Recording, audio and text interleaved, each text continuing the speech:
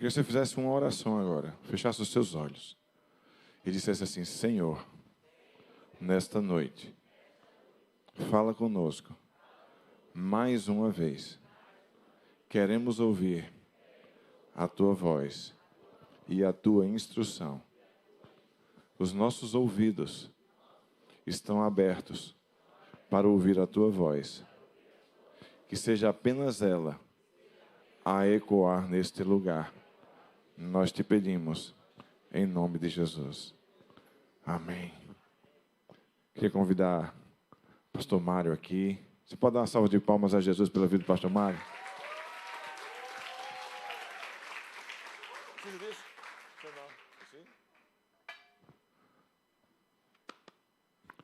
Mário é um amigo de algum tempo já, desde aquela igreja, meu filho, que é isso?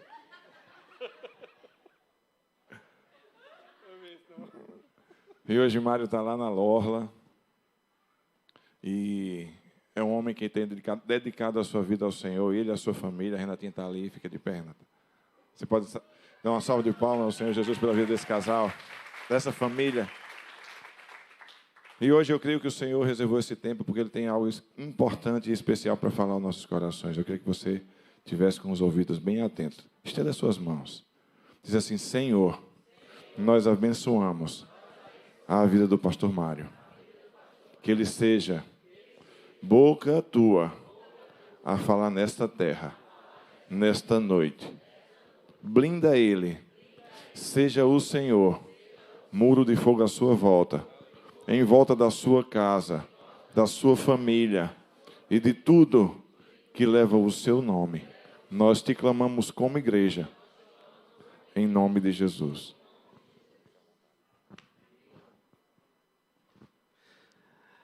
Meus irmãos, que alegria estar aqui com vocês. Que alegria ver um monte de gente que morava de graça no coração da gente ainda mora. Né? Ver Raíssa, Cici, Pedrinho, Kleberson, Felipe, tantos e tantos outros que a gente caminhou tanto tempo junto, né? Crescemos juntos no Evangelho, né, meu filho? Crescemos juntos no Evangelho, nós servimos juntos, tivemos a alegria de participar do projeto evangelístico juntos, projetos missionários juntos, no sertão, na cidade, eventos que a gente trabalhou buscando justiça social, tanto promovidos pela igreja, por pessoas específicas, como Edi, como a gente. Né? Então, é muito bom ver o povo lá que a gente ama tanto, e que alegra tanto o coração da gente ver. Né? Eu estava ali atrás, meu Deus, eu preciso me controlar para não chorar vendo todo mundo que eu gosto tanto assim, né? De tanto tempo. Já há muito tempo a gente queria ter tido a oportunidade de vir aqui visitar vocês, mas chegou o tempo, graças a Deus, por isso. Tem pessoas que eu vi pequenininha, né? Elisa, eu conheci pequenininha.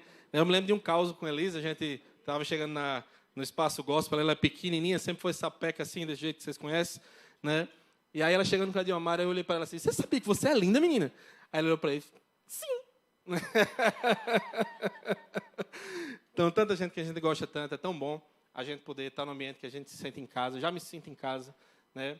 A gente tem ouvido coisas muito boas acerca da Zoe, acerca dessa comunidade, uma comunidade que tem se esforçado, tem lutado, tem guerreado, batalhado para ser uma igreja fiel à verdade, fiel à palavra, serva do Senhor nessa terra, sabe, embaixadores do Senhor neste lugar onde foi plantado, sabe, por todos os lugares onde pisa. Então é muito bom a gente ter essa alegria de ver vocês servindo, compartilhar e louvar com vocês juntos aqui, receber a oração de vocês, dos intercessores, é tão bom. Eu me senti muito em casa e é muito bom para a gente viver isso, viver esse momento. Ao final da mensagem, eu tenho um aviso muito especial para você, eu queria que você aguardasse. É um projeto que nasceu no coração de Deus, nós estamos fazendo parte desse projeto. Mas antes disso, a gente queria abençoar a igreja também e ser abençoado pela palavra do Senhor, né, que é a nossa regra de fé e prática, é aquilo que nos guia, que nos orienta. Como o salmista vai dizer, é lâmpada para os nossos pés, é luz para os nossos caminhos.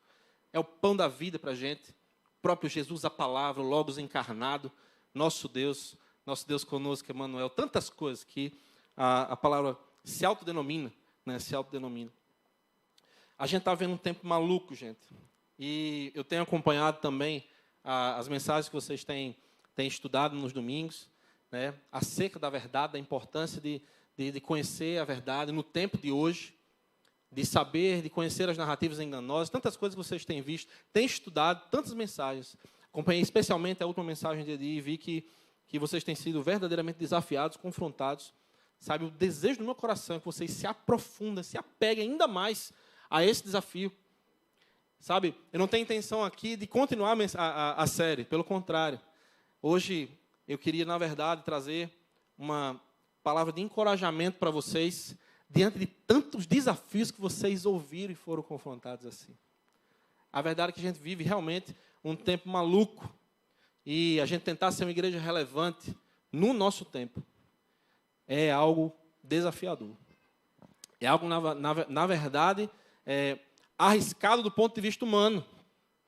Você ser uma igreja verdadeira, ser uma igreja apegada à palavra, ser uma igreja que não abre mão dos seus princípios e que vive uma vida como Deus projetou para a igreja, certamente você corre risco. Dos mais diversos possíveis. No mundo que, quando a gente contempla as suas crises, né, sua crise econômica, humanitária, crise moral, sabe, crise nos relacionamentos, sabe, um mundo que resolveu abraçar a mentira como direção para seguir, onde que os seus governantes amam a mentira de solução, onde seus governantes trocam pilares civilizacionais pela areia do engano. Quando a gente vê isso, e a gente, por outro lado, olha para a essência da igreja, a gente sabe o tamanho do desafio que a gente tem. Quando a gente faz uma leitura correta daquilo que Deus concebeu e chamou de igreja, a gente vai perceber que não existe a menor hipótese de comunhão com esse mundo. A menor hipótese. E eu tenho certeza que vocês têm ouvido falar sobre isso também. A Bíblia fala sobre muitas realidades da igreja. Realidades espirituais, temporais, realidades atuais. Fala que a igreja é uma igreja santa. Quando a gente entende o significado do que é santidade, a gente sabe o quanto isso é diferente para o mundo. Uma igreja que é justificada. Essa realidade espiritual, onde nós recebemos a justiça de Cristo por meio da cruz. Quando nós éramos pecadores, a gente sabe que isso é diferente dos valores do mundo. Quando a igreja é classificada como santificada, ou em busca de pureza, em busca de santificação, isso é totalmente contrário à disposição do mundo. E aí, cada vez que a gente vai classificando ainda mais a igreja, parece que fica mais difícil. Quando Paulo vai chamar a igreja de embaixadora. Nossa, que peso essa classificação tem. Ser embaixador é ir em nome de alguém. Ser embaixador é ser representante de alguém. A imagem esculpida de alguém. Com os seus valores, com os seus princípios, com a sua autoridade. Que desafio a gente tem. Ser Cristo aqui na terra. Como Cristo aqui na terra, igualzinho a Ele. Paulo vai dizer que a missão dele é entregar todo o homem à estatura do varão perfeito que é Cristo. Nesse processo de santificação. Que desafio a gente tem. Paulo vai classificar a igreja como coluna e baluarte da verdade. Vixe! Aleluia! Coluna, sustentação. Sabe, suporta, defende. Entende? Expõe. É quem não abre mão dela, componente dela. Você já viu um corpo diferente da sua cabeça? Paulo vai chamar a gente de corpo de Cristo. Corpo de Cristo. Preparado para Ele. Noiva do Cordeiro. Não lembro quem é a referência, mas agora me foge a cabeça, que fala o seguinte, que o pecado e o homem, eles estão casados, a não ser que a cruz decrete o divórcio. Não lembro quem é o autor dessa frase, mas é muito forte para mim. Não sei se é a W. Tozer, não lembro agora. Mas a verdade é essa. Todos nós andávamos desgarrados como ovelhas que não têm pastor. Nós andávamos à própria sorte num mundo que acha que anda à própria sorte. Que segue seus próprios destinos, seus próprios valores. Mas um dia eu e você fomos arrebatados por essa graça, aleluia. Um dia eu e você fomos salvos da lama do pecado, fomos salvos da condenação do inferno, fomos salvos dessa venda que cobriu os nossos olhos, passamos a ver verdadeiramente a verdade, conhecemos a verdade em pessoa. Uma verdade que não apenas liberta, mas que norteia, que muda a mente, que muda nosso caráter, que muda tudo em nós, que nos refaz. A verdade é essa, que nos refaz. Quão desafiador é isso? E aí, quando alguém decide tomar para si todos esses atributos verdadeiramente, não tem como não concordar com Paulo, quando ele diz que a igreja vai ser chamada de lixo do mundo. Escória de todos. Escória de todos. Para este mundo caído, nós somos como ovelhas para o matadouro.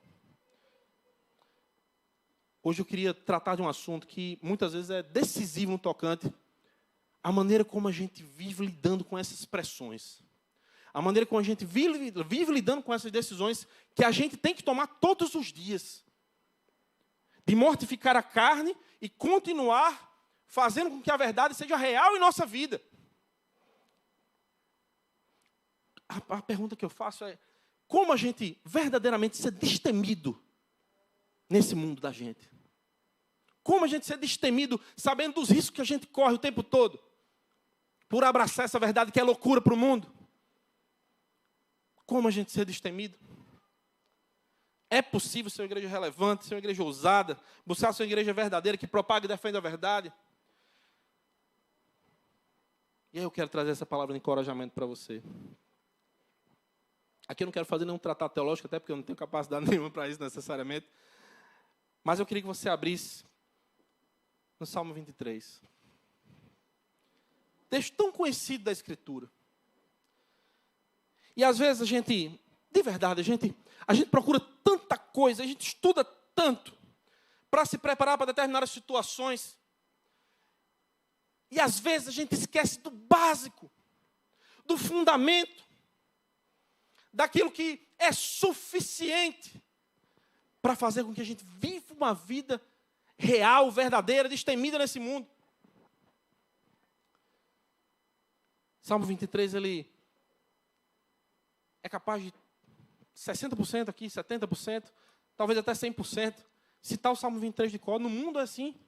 É um texto extremamente conhecido, profundamente conhecido, difundido.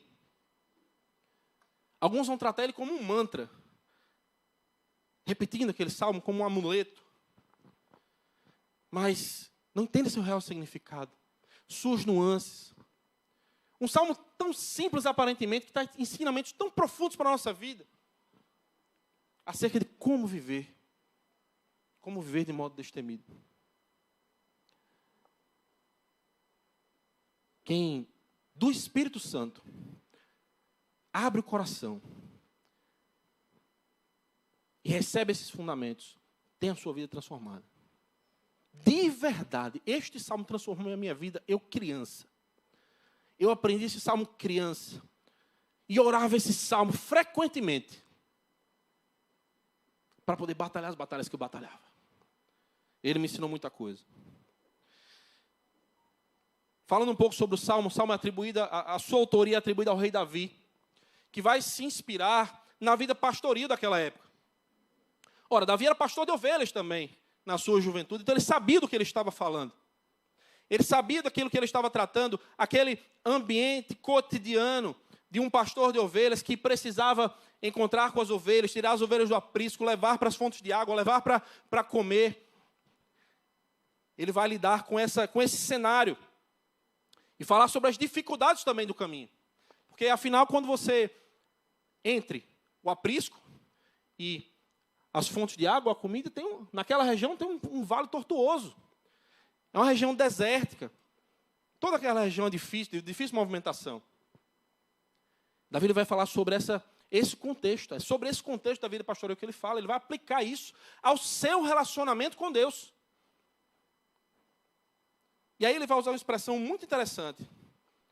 E que ocorre, acredito que só essa vez na Escritura. Vale da sombra da morte. Talvez me corrija se eu estiver errado. Vale da sombra da morte. Parece uma expressão pesada. Um vale onde a morte paira. Onde a morte paira. Na prática, ela diz respeito a esses perigos, aos quais tanto o pastor quanto a ovelha estavam expostos todos os dias quando eles estavam no seu caminho, no seu trajeto. Quem já foi aqui no sertão? Vocês já viram um tocador de boi? Tem um tocador de boi? Né? A gente, de vez em quando não, já faz, de vez em nunca, a gente foi lá, lá em Sousa, né? A gente tem família lá em Sousa, raramente a gente vai, mas das vezes que a gente foi, um dos hábitos do dono da casa, onde a gente ficava, era acordar muito cedo, tirar o gado do curral e levar. Não sei para onde, não me pergunto para onde, não sei para onde ele foi, né? Mas ele levar para tomar água, né? Passar cerca, passar morro, né? Às vezes o gado voltava machucado. Aí você pensa, né? Aqui é um lugar de relevo não tortuoso, lá é bem tortuoso, lá as fontes de água são escassas, lá pasto verdejante é algo escasso também. Sabe, na verdade, o que a gente tem em mente sobre o pasto verdejante é bem diferente quando você conhece a geografia do local, né? São vales espinhosos mesmo, onde você tem comida escassa. Então, esses perigos das quais as ovelhas estavam expostas é que o autor do Salmo vai chamar de vale da sombra da morte. Tais perigos são reais. Eles existem, pode acontecer coisas no caminho, né? Pode acontecer coisas no caminho, mas jamais eles poderiam desistir da sua jornada diária. Todo dia eles tinham que sair, alimentar, dar água, dar sombrinha, depois voltar. Nunca podia faltar isso. Todos os dias isso deveria acontecer, independente das circunstâncias. Eles não podiam ceder ao medo. Eles não podiam parar no meio do caminho. Eles não podiam desistir da jornada. Essa é a grande chave do Salmo. Gente, o medo é um elemento poderoso. O medo é um elemento psicológico poderosíssimo. Sabe, os dicionários vão definir medo como um estado emocional provocado pela consciência que se tem diante do perigo. Sabe quando você está passando numa rua escura? Por favor, não ria. Sabe quando você está passando numa rua escura? Às vezes você está sozinho, você está caminhando ali na rua escura. E aí você escuta algo desse tipo. Que molesta é isso? Corre, meu irmão. Na hora, você tem alguma coisa, algum bicho, eu tenho que sair daqui agora, ele está raivoso. Você já projetou na sua cabeça um pitbull nervoso. Corre, meu irmão. A percepção do medo, você está correndo, perigo. Disparou um alerta em você, você vai correr, você vai parar, você vai voltar. De alguma forma você vai reagir. Você vai reagir. A verdade é que o medo está no domínio da mente. E aí você andou mais um pouquinho quando você passou pelo muro, era um rapaz com a moto engasgada, fazendo um barulho estranho. E não era nada do que você pensava. Você se sentiu em perigo. Disparou o medo na sua mente. Disparou o medo na sua mente. O medo, ele fica guardadinho, mesmo que ele faça parte da realidade humana, ele tem o poder de mudar a sua trajetória. Ele tem o poder de orientar as suas decisões, muitas vezes. A percepção de dano, da possibilidade do dano, muitas vezes ele faz recuar. Ele faz recuar. Quantas vezes, meu irmão, o medo não fez a mim e a você parar? Quantas vezes, meu irmão, a gente, diante das incertezas que a gente tinha, é ou não é um cachorro? A gente se viu sem saber o que fazer, meu irmão. Sendo dominado ali pelo medo, como se tivesse sido colocado uma corrente e uma coleira na gente. Diante das pressões que a gente tem vivido nesse mundo maluco, quantas vezes a gente não foi, amordaçado? Quantas vezes, meu irmão? No momento em que a verdade precisava ser dita, você calou. Quando você sentiu, inclusive, que o Espírito incomodava o seu coração para dizer, fale, você calou. Quantas vezes? Medo é poderoso. Gente, isso serve para tudo na vida. Quantas pessoas não deixam de, por exemplo, empreender? Sabe, tem gente que tem sonho de negócios. Eu tenho certeza que aqui no meio tem gente que tem sonho de negócio, mas com medo de perder tudo. Talvez o pouco que tenha não empreende. Com medo. Quantas pessoas têm medo de amar? De se relacionar com alguém. Até no nível da amizade. Porque se de repente já foram traídas, já se machucaram. Não quero viver isso de novo. Não quero viver isso de novo. Quantas pessoas não deixam de se relacionar com Deus, com medo de deixar aquilo que a sua carne ainda ama?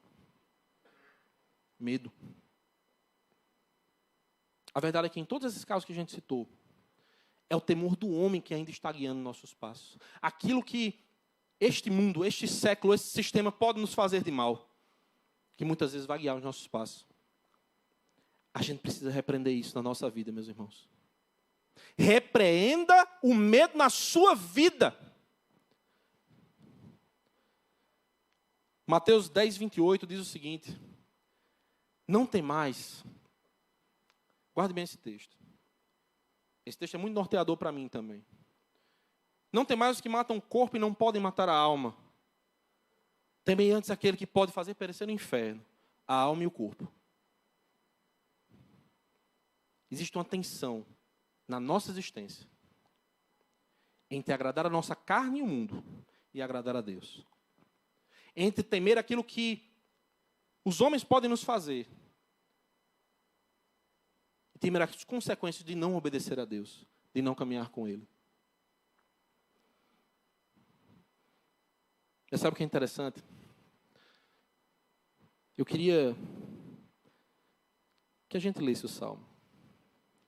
E aí eu vou saltar com uma característica nesse Salmo.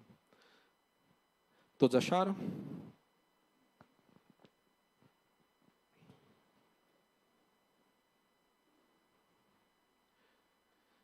O texto diz o seguinte: o Senhor é o meu pastor, nada me faltará. Ele me faz repousar em pastos verdejantes, leva-me para junto das águas de descanso, refrigera minha alma, guia-me pelas veredas da justiça por amor do seu nome. Ainda que eu ande pelo vale da sombra da morte, não temerei mal algum, porque tu estás comigo. Teu bordão e teu cajado me consolam. Me preparas uma mesa na presença dos meus adversários. Me unges a cabeça com óleo. Meu cálice transborda. Bondade e misericórdia certamente me seguirão todos os dias da vida. E habitarei na casa do Senhor para todo sempre. O autor desse salmo, no verso 4, quando ele fala acerca do vale da sombra da morte, ele diz: eu não vou temer mal nenhum. Não temerei mal nenhum. E aí, às vezes, a cabeça da gente entra em parafuso quando a gente pensa na vida de Davi. Vamos lembrar quem escreveu o Salmo? É Davi que está escrevendo isso. Espera aí. Um homem que foi perseguido injustamente. Ele foi perseguido por Saul. Injustamente, sem motivo. Foi perseguido por alguém que era da família. Saul era seu sogro. Precisou se esconder em caverna para não morrer. Passando privações, dificuldades. Como é que um homem desse pode dizer algo desse tipo? Parece loucura. Por tudo que ele viveu. Mas é exatamente aquilo que ele viveu que o credencia para dizer isso. É possível a gente viver uma vida sem se escravizar pelo medo? Uma vida destemida de verdade, independente de qualquer circunstância, independente das contingentes da vida da gente, sem ceder a essa condição mental que aflige a gente. Quais eram as razões que Davi enxergava para abandonar, desprezar o medo da sua vida? O medo estava presente? Estava, mas ele não deixou se dominar por ele. Eu queria dar aqui algumas razões que eu enxergo nesse texto, que eu entendo que Davi aplicou no seu coração. E que a gente pode aplicar no nosso coração essa noite, para sermos uma igreja verdadeiramente destemida nesse tempo. Para sermos cristãos verdadeiros, independente das circunstâncias, independente do preço que a gente venha a pagar por isso.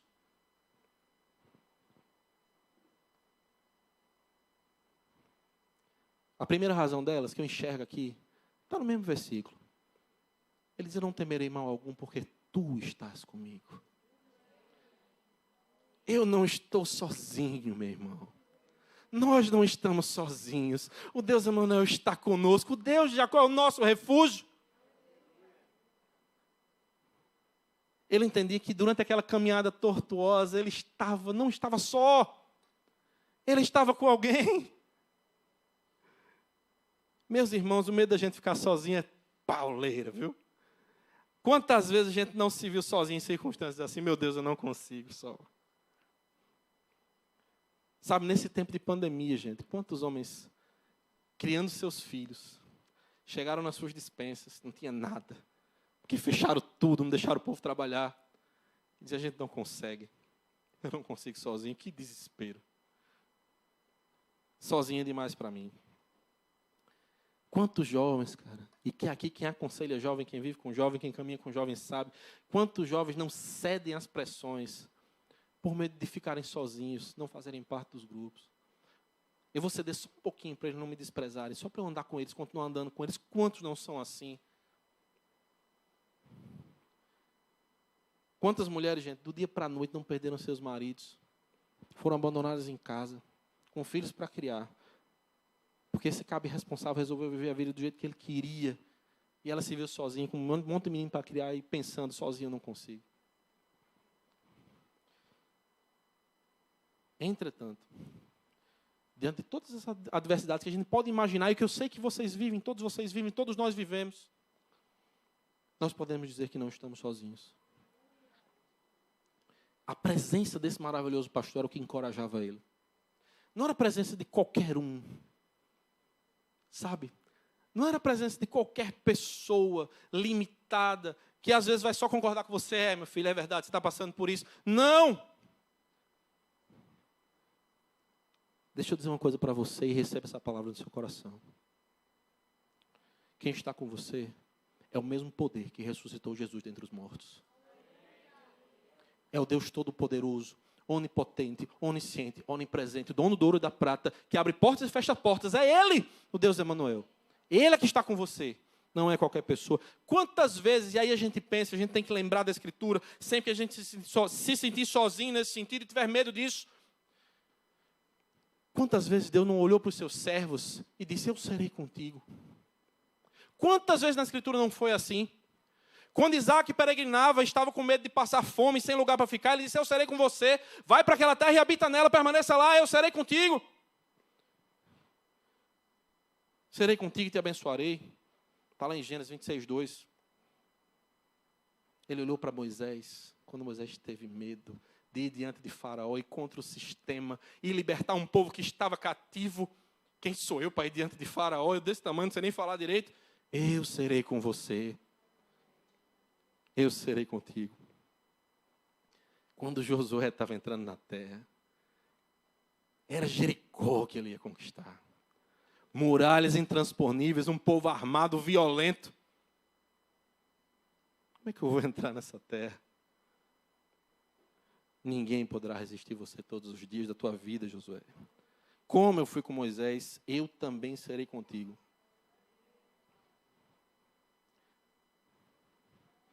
Gente, nosso Deus não é fraco não, gente.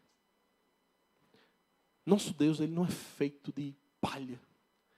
Ele não é fruto da nossa imaginação. Ele é um Deus vivo. Vivo. Que não é apenas vivo, mas que vive e reina para todo sempre. Esse Deus, esse bom pastor, esse pastor que Davi atribui a sua presença a ele, ele não é apenas presente, já seria fantástico, mas ele é um pastor bom e amoroso para as suas ovelhas. Ele não é um pastor inerte que apenas está observando. Essa ideia de que Deus está longe, que não interage com a sua criação, que não se relaciona, sabe, que vê o caos acontecer e não intervém, isso não existe, a Escritura não nos ensina assim. Não nos ensina dessa forma. Sabe, uma vez, Jesus usou essa mesma ideia de Davi, comparando o relacionamento dele com as suas ovelhas, com seus filhos. João 10,14 diz o seguinte, eu sou o bom pastor, conheço as minhas ovelhas, e elas conhecem a mim. Sabe? Essa é a primeira verdade que a gente tem que se apegar a ela. Uma vez salvos pela graça do Senhor Jesus, jamais andaremos sozinhos. Jamais andaremos sozinhos. O nosso Deus Emanuel, que quer dizer Deus conosco, estará sempre do nosso lado. E por último, da boca do próprio Jesus, quando ele estava com seus discípulos, dando as suas últimas instruções, ele disse: eu serei com vocês todos os dias, até a consumação dos séculos. E aí é interessante, porque da mesma maneira que Davi ele está falando do caminho das ovelhas, do trajeto das ovelhas, Jesus estava falando, quando falou da sua presença eterna no meio do seu povo, num povo que estava no caminho, trabalhando, ensinando, discipulando, batizando, proclamando a verdade. Obedecendo. Obedecendo. Presença eterna de Deus ao lado de um povo obediente. Esse é o primeiro motivo. Meu irmão, você quer vencer esse medo na sua vida?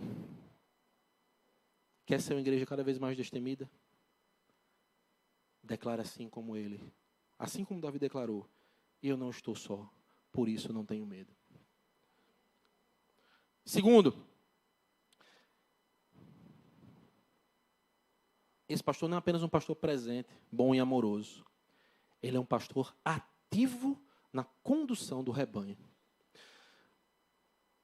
Verso 3, tão simples, diz o seguinte: guia-me pelas veredas da justiça, por amor do seu nome.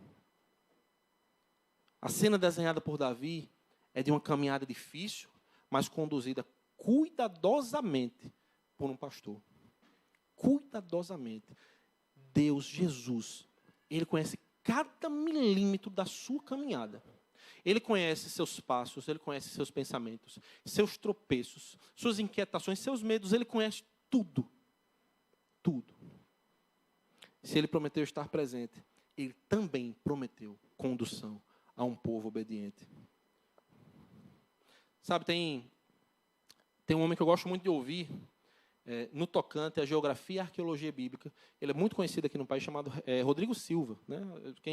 Quem conhece o programa deles, Evidências, é bem interessante o programa, fala sobre esses aspectos daquela região e dos tempos bíblicos, né? De elementos dos tempos bíblicos. Ele fala sobre esse salmo também.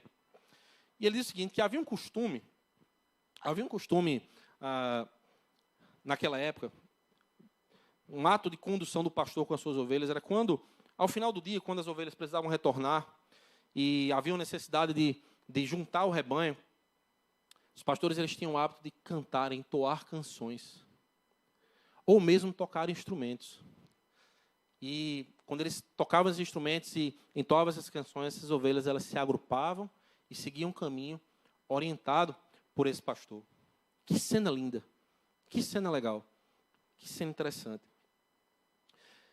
Jesus ele vai afirmar em João 10, 27, as minhas ovelhas ouvem a minha voz, eu as conheço e elas me seguem. Nosso Jesus é um Deus de voz ativa na nossa condução. Sabe, eu não sei como você tem vivido, como nós temos vivido no tocante a ouvir a voz de Deus na nossa vida. Sabe, muitas vezes o medo toma conta do nosso coração porque a gente não para ouvir. A gente não para se alimentar da palavra. Se a palavra ela é lâmpada para os nossos pés, ela é luz para os nossos caminhos, e é por meio dela que nosso Deus fala ao nosso coração também. Primeiramente nela, nós testificamos tudo que ouvimos nela. Ela deve ser a bússola para a nossa vida. A confiança nesse pastor deve ser a bússola do cristão. Naquilo que ele fala, naquilo que ele ensina, na voz desse pastor. Um bom pastor, ele vai guiar a minha vida. Isaías 42, 16 diz o seguinte: guiarei os cegos por um caminho que não conhecem. Fá-los-ei andar por veredas desconhecidas. Tornarei trevas em luz perante eles e caminhos escabrosos planos. Essas coisas lhes farei e jamais desampararei. Isaías 48, 17 diz: assim diz o Senhor, teu Redentor, o Santo de Israel: eu sou o Senhor, o teu Deus, que te ensina o que é útil e te guia pelo caminho em que deves andar. Ele é a fonte das direções para a nossa vida, gente. Ele é tudo que nós precisamos para tomarmos direções e decisões na nossa vida. Muitas vezes nós, como ovelhas, decidimos sair um pouquinho de perto do rebanho e tomar nossas próprias decisões. Ouça a voz do seu pastor. Ouça a voz do pastor das nossas almas. Ao darmos ouvidos à voz do pastor, recebemos essa direção necessária para a nossa vida. E assim nós podemos dizer, eu tenho direção. Eu sei para onde eu estou indo, porque eu estou na melhor companhia possível. Por isso eu não tenho medo. Ele está comigo, ele me guia. Terceira razão pela qual você deve abandonar o medo na sua vida e lutar para ser assim uma igreja destemida. Da mesma maneira que, de forma ativa, o pastor guia o rebanho, ele não é apenas um instrumento de direção. Ele está pronto para defender o rebanho. Versículo 4, o salmista ele vai citar o cajado e a vara do pastor como um elemento de consolo. A tua vara e o teu cajado me consolam. Sabe, quando você está angustiado, quando você está inquieto, você procura alguma coisa para lhe consolar. Quando você está no meio da tribulação, e às vezes você ora, e você se lembra que Jesus está com você, que Ele está guiando você. Lembre-se também, Ele está protegendo você. A mão dele está erguida com o seu cajado, guiando o seu povo. Mas se for necessário, Ele desce a mão, desce o seu cajado e defende o seu povo também. Sabe, alguns comentaristas vão falar sobre as funções do cajado, né? Se especula muito sobre as diversas funções do cajado do pastor. Mas, basicamente, a gente enxerga algumas delas. A gente enxerga a função da disciplina. Essa talvez seja a que mais salta aos olhos muitas vezes. Quando uma das ovelhas queria sair de perto do rebanho, o pastor vai lá, dá uma cajadadazinha nas pernas da ovelha, a ovelha volta para perto do rebanho. Aí, sugestão aí para o pastor Paulo. Não. Toca ali, ela volta, se orienta. Não é por aí não, vou por aqui. Segunda, era a função de resgate. Se fala, né, se fala que o cajado do pastor ele tem uma ponta curva. Né? Até ilustrações, desenhos, se fala que havia uma ponta curva. E essa ponta curva servia para resgatar ovelhas que de repente caíssem em buracos, ficassem presas em lamas, em espinhos. Você erguia ali, puxava, né, pelo pescoço ali a ovelha, né, delicadamente. E aí a ovelha voltava para o seu lugar. A terceira função, e é a função que eu quero evidenciar, é a função da defesa. Se fala que além da ponta curva, a outra ponta do cajado era afiada, pronta para defender o rebanho de qualquer ataque que a ovelha sofresse, as ovelhas sofressem, dos lobos, né, de salteadores. Davi encontra consolo na figura do pastor. Mesmo que ele está vendo um pai segurando o cajado ali na frente dele. Sabe o que é interessante? Eu sempre brinquei com meu filho, umas coisas meio perigosas, sabe?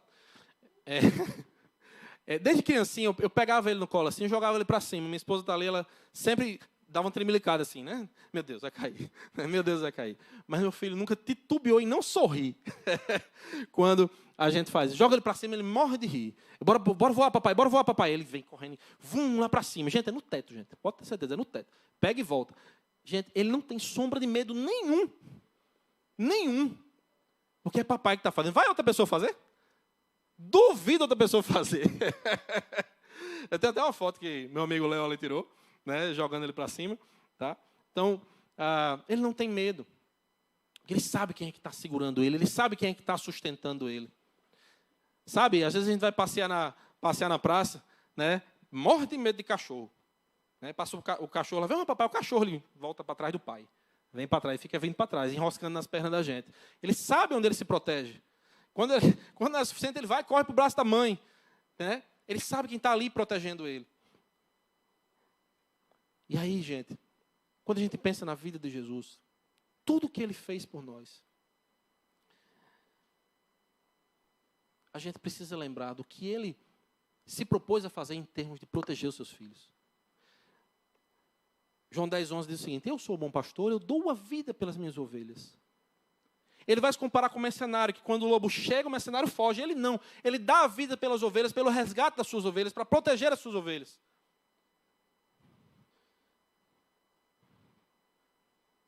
Eu lhes dou a vida eterna, jamais perecerão. Ninguém vai tirá-las da minha mão. O que a gente aprende com essas palavras de Jesus?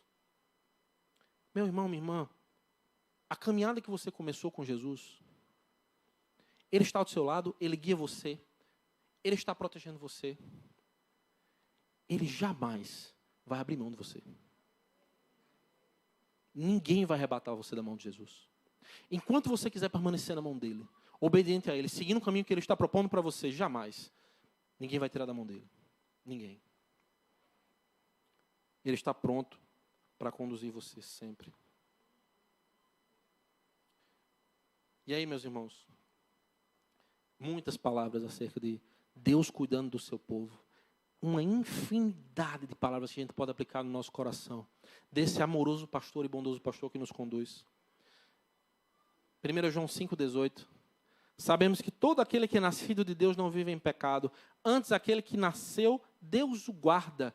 E o maligno não lhe toca. Isaías 54:17. Toda arma forjada contra ti não prosperará. Toda língua que ousar contra ti em juízo, tu a condenarás. Essa é a herança dos servos do Senhor e o seu direito que de mim procede, diz o Senhor. 2 Tessalonicenses 3:3. Todavia o Senhor é fiel, Ele vos confirmará e os guardará do maligno. Já Paulo escrevendo.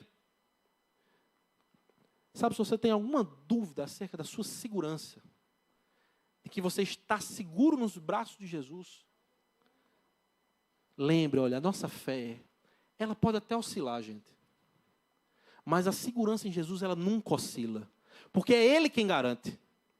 É Ele quem garante. Ele é o leão da tribo de Judá. Ele é o cordeiro morto que venceu, mas é também o leão da tribo de Judá. É aquele que está sentado no alto e sublime trono. Governa com a sua mão, com a sua potente mão. Com a sua destra. Custa nada lembrar Isaías. Não temas porque eu sou contigo. Não te assombres porque eu sou o teu Deus. Eu te guardo, eu te ajudo, eu te protejo com a minha destra fiel. Tantas promessas do Senhor para mim e para a sua vida. De proteção. Ele está presente, Ele nos guia, Ele nos protege. Quarto motivo, já quase me encaminhando para o final. Davi ele utiliza uma ilustração interessante. A partir do verso 5, vamos voltar lá para o texto. Essa aqui é interessante. Prepara-me uma mesa na presença dos meus adversários, unge minha cabeça com óleo, meu cálice transborda. Eu demorei para entender essa ilustração. Eu demorei para entender essa ilustração. Porque parece que ela está fora do... Parece que ela está fora do que ele está falando ali, né? Ele está falando da vida pastoral e de repente ele fala de um banquete. Ele fala de um cálice, um óleo, né? Parece estranho, mas tem tudo a ver com aquilo. Davi ele também está num contexto de realeza. Ele está também num contexto de batalha. Ele entende o que é essa vida dentro do reinado, ele sabe o que é ser perseguido, o que é militar contra algo. Essa ilustração aqui é muito, muito poderosa. Porque é a ilustração de um guerreiro que ao chegar da batalha, ele vai ser honrado pelo rei. E o rei ele vai preparar um banquete com fartura. E a ilustração do cálice transbordando traz a ideia de que aquilo que Deus está fazendo é mais mesmo do que a gente pede ou pensa. Para aquele guerreiro, o rei está dando mais do que aquilo que ele precisava, o cálice dele transbordante. Ele vai ungir o guerreiro com óleo, era uma forma de perfumar o guerreiro com o melhor perfume. Era uma forma de reconhecer aquilo que ele fez, você é vencedor. E ele está fazendo isso na presença dos seus adversários, tomados prisioneiros por espólio de guerra. Essa era a prática. Trazia os seus adversários, colocava lá, mesa de banquete e o guerreiro premiado. Normalmente, o líder do batalhão, o líder do exército. Ou os guerreiros. É uma. O que é que eu quero dizer com tudo isso, com essa ilustração? Meu irmão, Deus está vendo a sua batalha. Deus está vendo as suas lutas. O quanto você se esforça para permanecer firme. Suas lutas internas, suas lutas emocionais, suas batalhas. Aquilo que você acha que já perdeu. Deus não perde uma batalha, meu irmão.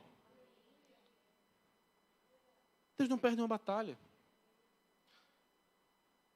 Custa nada lembrar Isaías de novo. Gosto muito de Isaías. Falando profeticamente. Inclusive para o nosso tempo. Falando para aqueles que seriam libertos do cativeiro. Falando apocalipticamente. E falando também para o nosso tempo. Isaías 60, 28, se eu não estiver enganado. Nunca mais o sol vai lhe servir pela luz do dia. Nem a lua com seu resplendor vai iluminar você. Mas o Senhor será a tua luz perpétua e o teu Deus a tua glória.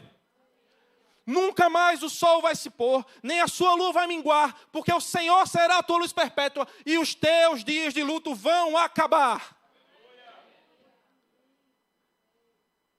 Meu irmão, Deus vai honrar você. Enquanto você estiver obedecendo, fiel, caminhando com Ele, confiando nele, sendo guiado por Ele, se alimentando com Ele. Enquanto Ele for tudo para você.